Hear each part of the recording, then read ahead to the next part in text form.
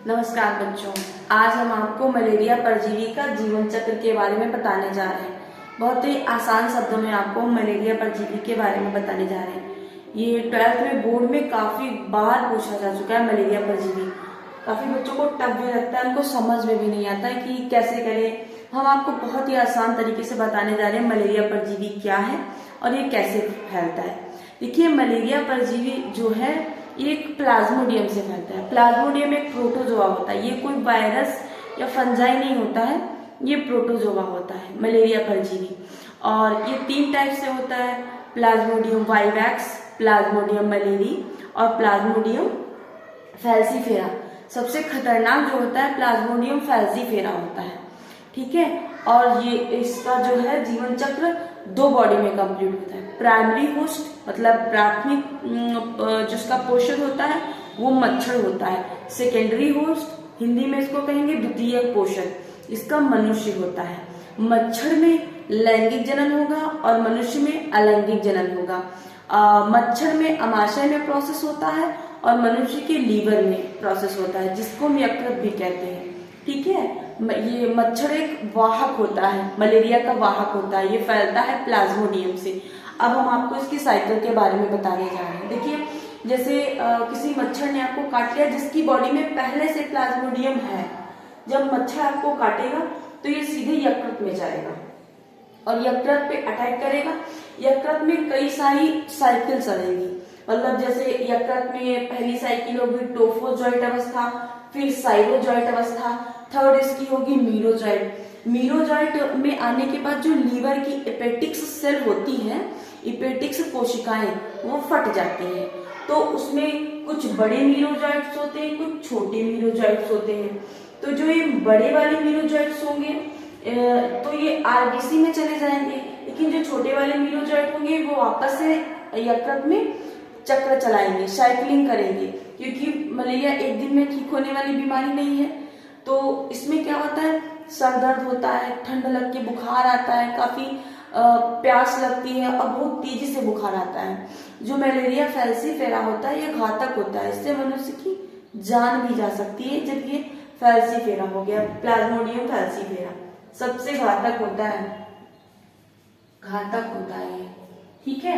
जब ये लीवर में आएगा ट्रोफोजॉइट अवस्था होगी, फिर उसके बाद साइरोजॉइट होगी, फिर ये मीरोजॉइट अवस्था में आने के बाद लीवर की जो इपेटिक सेल है वो फट जाएंगी।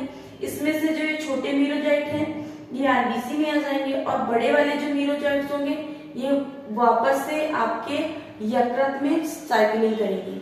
अब जब ये आरबीसी में आ जाएगा मीरोजॉइट, तो यहाँ पे भी सेम वही प्रोसेस होगा, ट्रोफोजॉइट बनेगा, फिर साइरोजॉइट बनेगा, उसके बाद फिर से ये मीरोजॉइट बनेगा। जब ये मीरोजॉइट बनेगा और जब ये फटेगा तो इसमें क्या होगा, इसमें जो बड़े वाले मीरोजॉइट्स होंगे वो नर और मादा के रूप में विभाजित हो जाएंगे और जो छोटे वाले मीरोजॉइट्स होंगे वो आरबीसी में जाकर के फिर से साइक्लिंग करेंगे, फिर से चक्र बनाएंगे। ये मनुष्य का एक पोषक जो सेकेंडरी होस्ट था उसका ये प्रोसेस कंप्लीट हो गया। उसके बाद आपको मच्छर काटेगा तो उसके बॉडी में नर और मादा जो होगा वो लार के माध्यम से उसके आप मच्छर के जो है अमाशय में चला जाएगा। मनुष्य के यकृत में होती है ये क्रिया और मच्छर के अमाशय में होती है ये क्रिया। अब ये मच्छर के अमाशय में साइकिल एक चक्र चलेगा और मच्छर के अमाशय में ये चक्र चलता हुआ उसके बाद मच्छर की जो लार ग्रंथियां होंगी वहां तक आ जाएगा और मच्छर की लार ग्रंथियों के बाद जब ये किसी को काटेगा तो वो प्लाज्मोडियम उस व्यक्ति की बॉडी में पहुंचा देगा। तो मच्छर एक वाहक हो गया प्लाज्मोडियम का, इधर से उधर ले जाने वाला। एक पोषक हो गया मनुष्य की बॉडी, सेकंड जो होस्ट हो गया वो आपका मच्छर हो गया। जो आपका ये लीवर का चक्र होगा, जो लीवर में साइक्लिंग होगी उसको क्या कहते हैं, एक्सोइरिथिक्स साइक्लिंग कहेंगे।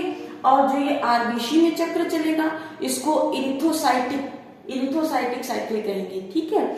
ये मनुष्य के यकृत में होती है क्रिया और मच्छर के अमाशय में होती है क्रिया, ठीक है। अब ये जो आपके नर और मादा जो ये सूत्री विभाजन होते हैं। जब ये नर मादा यहाँ में सूत्री विभाजन हुआ तब ये एपिटिक सेल फटी और जब आरबीसी में सूत्री विभाजन होगा तब ये नर गेमेटोसाइट और मादा गेमेटोसाइट के रूप में बदल जाएंगे। कौन से बदलेंगे? नर में और मादा में गेमेटोसाइट, ठीक है। और जो मीरोजॉइट्स होंगे बड़े वाले, जब ये फटेंगे तो एक नर और एक मादा गेमेटोसाइट में बदल जाएंगे। अब जब ये मच्छर अपने उसको काटेगा मनुष्य को, तो उसकी बॉडी में नर और मादा दोनों चले जाएंगे। तो मच्छर के जो आमाशय में होगा वो लैंगिक जनन होगा, और लैंगिक जनन मच्छर के आमाशय में होगा।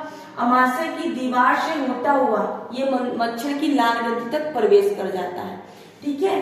ट्रोफोजॉइट और साइरोजॉइट और मीरोजॉइट ये अवस्थाएं लीवर में भी होंगी और ये यकृत में भी होंगी।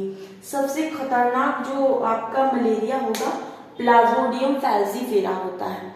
इसकी दवा जो होती है, इसको कुनैन क्लोरोक्सीन करके दवा होती है। वैसे आजकल तो बहुत सारी मार्केट में दवाएं, आप डॉक्टर के पास जाएंगे उनके पास अच्छे से अच्छा इलाज होता है, ठीक है। तो ये बहुत ही ज्यादा परेशान होने की जरूरत नहीं है बच्चों को।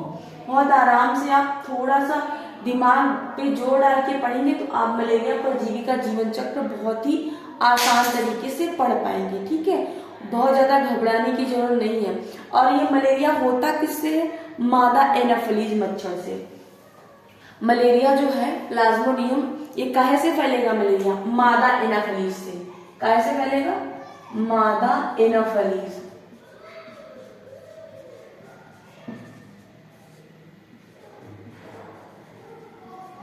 आपसे कोई पूछ दे मादा एनाफिलीज ही क्यों, नर क्यों नहीं? तो जो नर मच्छर होते हैं